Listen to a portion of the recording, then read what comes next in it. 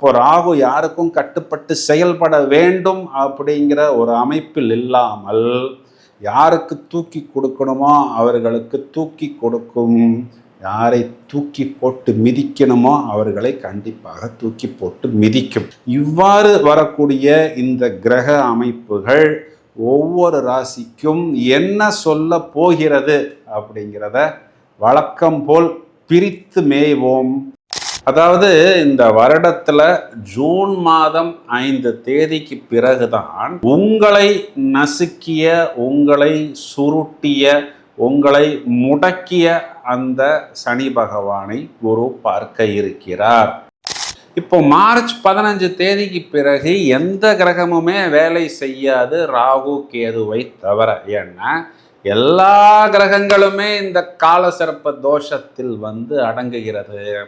லாபத்தில் இருக்கக்கூடிய ராகுவிற்கு குருவின் பார்வை இருப்பதனால் தாறுமாறாக லாபம் வரும்.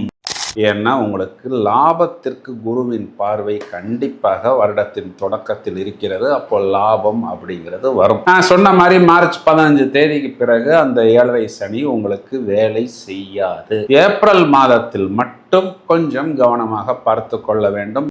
ஸோ 7.5 சனியில் அடி வாங்கியே எனது அஸ்திவாரம் ஆடிவிட்டது, உடைந்து விட்டது, சிதைந்து சின்னா பின்னமாக மாறிவிட்டது அப்படின்னெல்லாம் உள்ளுக்குள்ளறையே நிறைய புழுக்கங்களையும் சோகங்களையும் துக்கங்களையும் துயரங்களையும் வெளியில சொல்லி கொள்ள முடியாத அந்த குமரல்களையும் அடைத்து வைத்து கொண்டிருக்கக்கூடிய மேஷராசிக்காரர்கள்